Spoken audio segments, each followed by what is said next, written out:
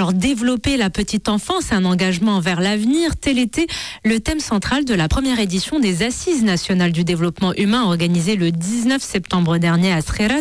L'INDH identifie des priorités, l'amélioration de la santé et de la nutrition de la mère et de l'enfant, la généralisation aussi de l'accès à un enseignement préscolaire de qualité en milieu rural.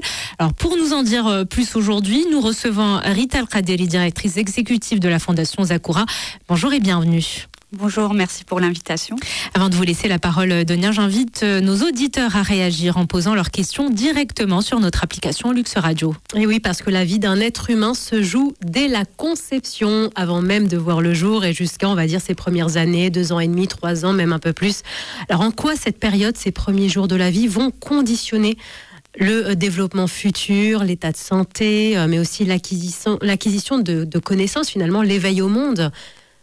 Quelle est l'importance de cette période de la vie? Alors, aujourd'hui, ce qu'il faut savoir, c'est que, en effet, les assises ont bien fait de mettre la lumière sur ce sujet qui est très important, parce que vous l'avez certainement entendu par ailleurs, l'avenir d'un enfant se joue sur les 1000 jours de sa vie.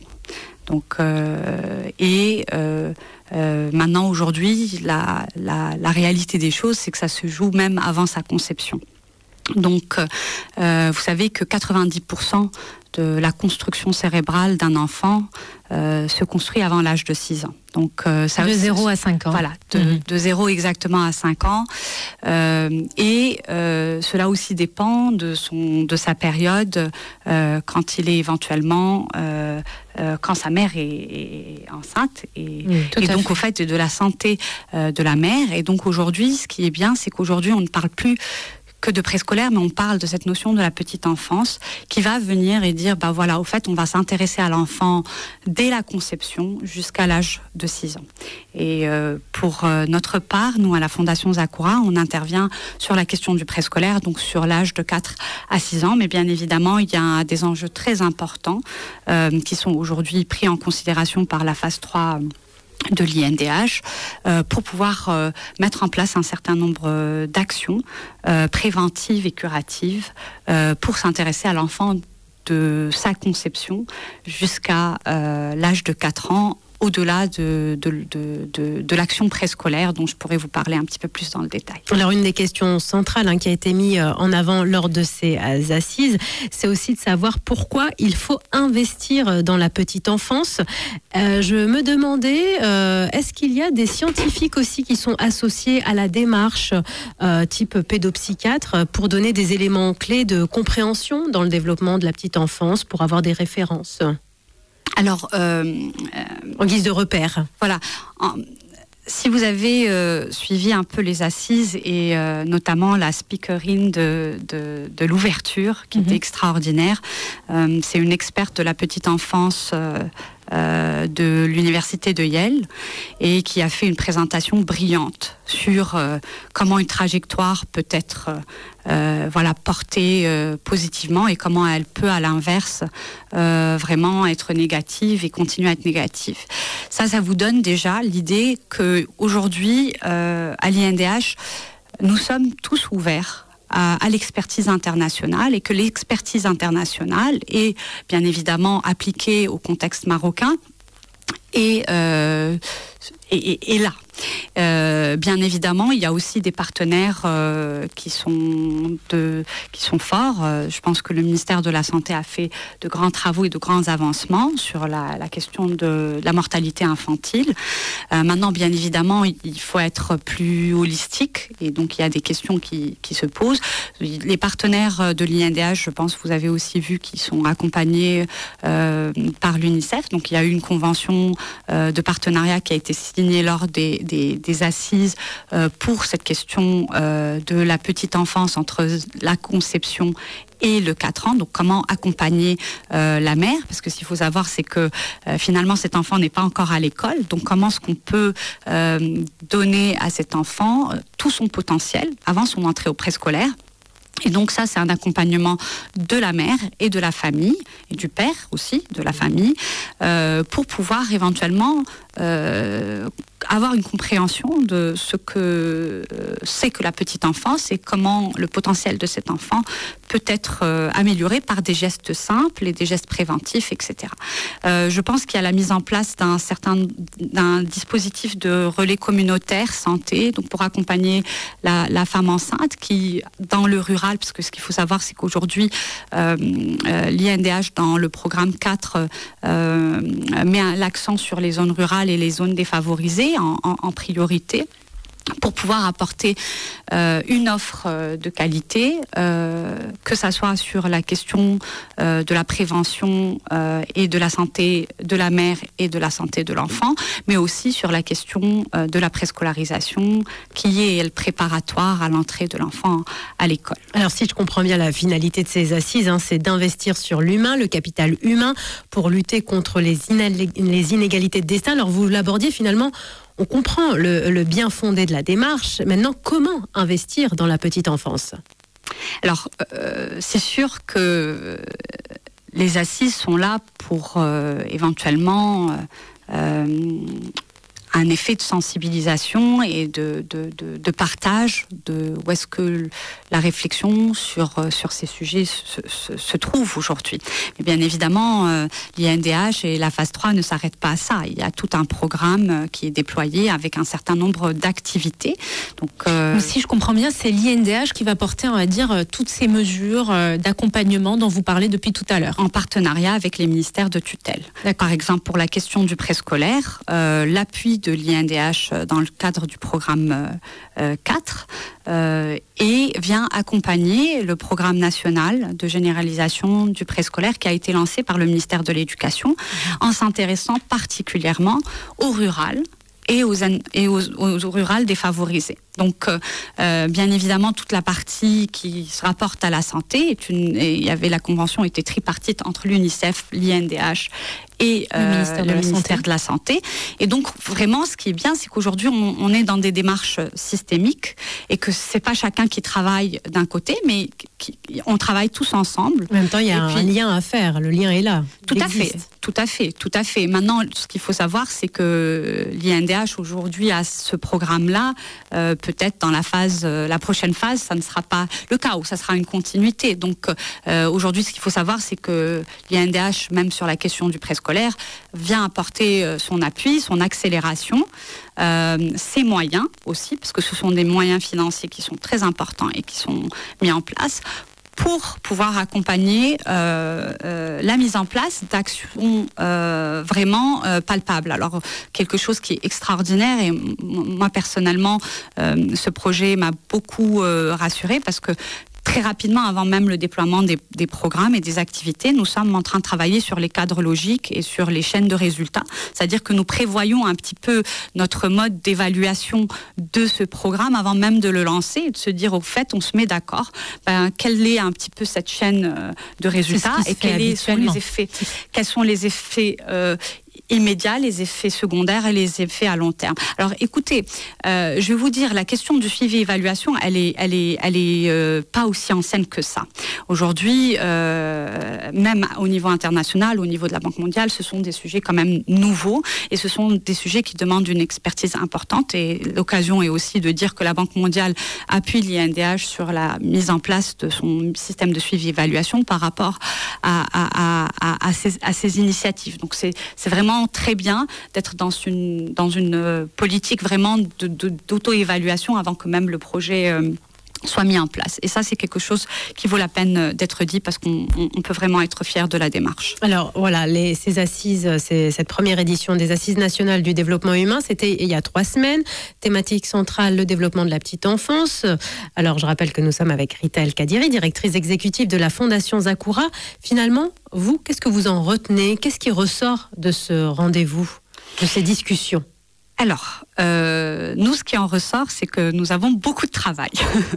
Et beaucoup de travail, c'est-à-dire que nous n'avons pas attendu les assises pour commencer à travailler. Enfin, le travail a démarré depuis octobre dernier.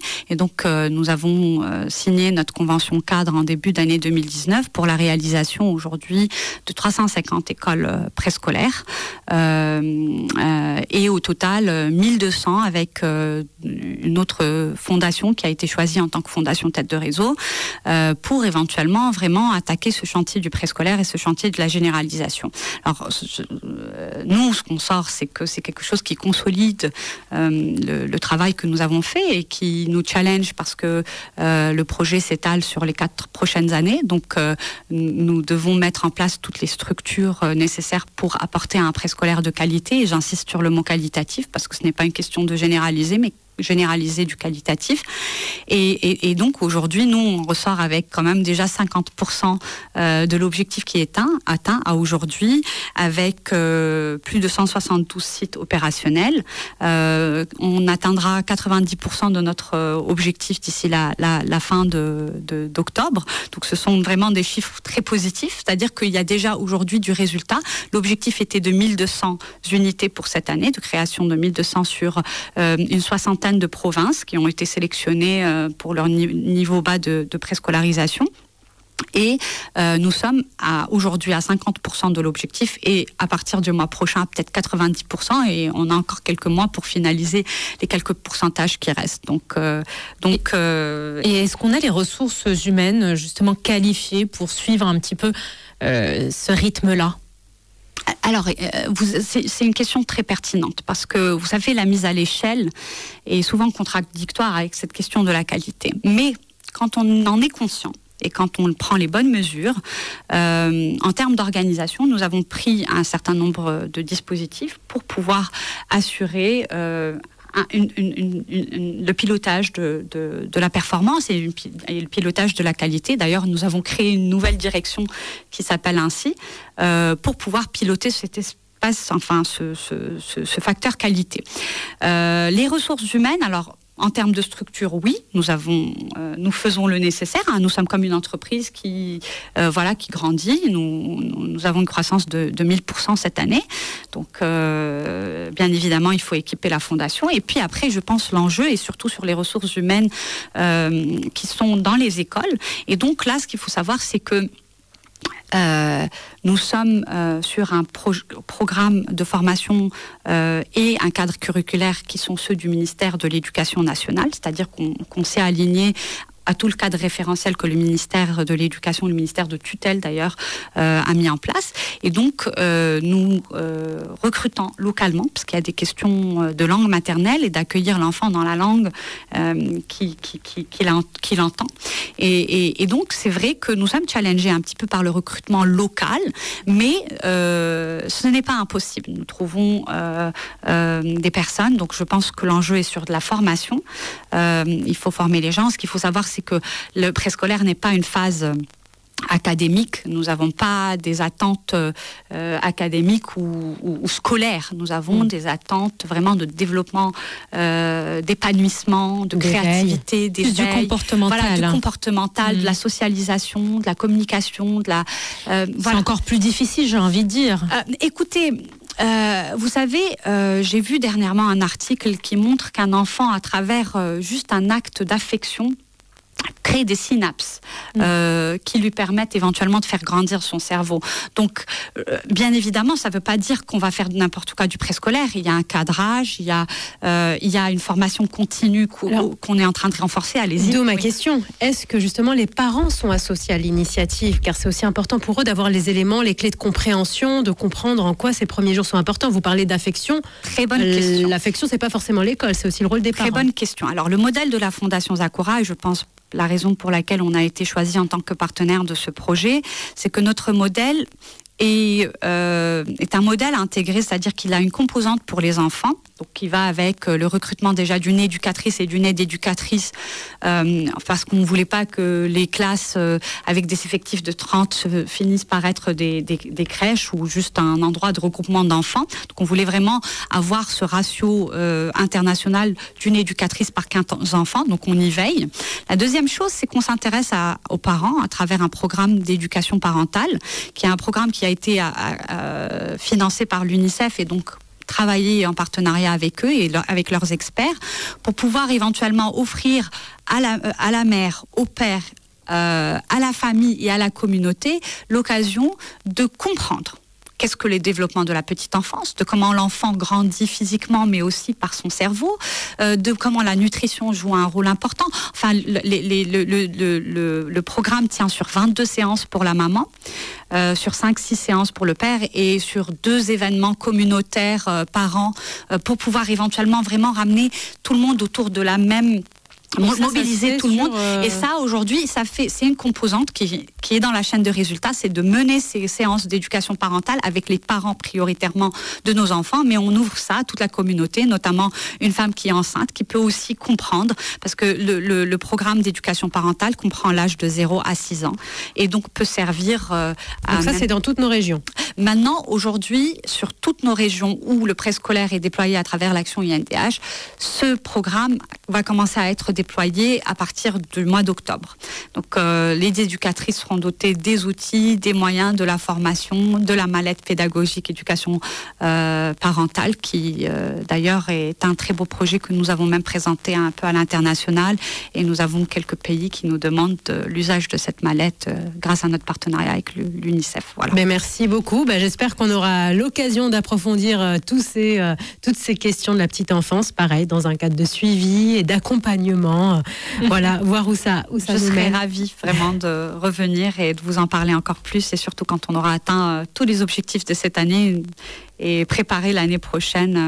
En tout cas, bon courage. Merci infiniment, merci de m'avoir reçu. Développer la petite enfance, un engagement envers l'avenir. Merci beaucoup Rita El Kadiri, directrice exécutive de la Fondation Zakoura. Je rappelle également que vous pouvez retrouver cette interview en podcast sur notre application Lux Radio. Merci beaucoup.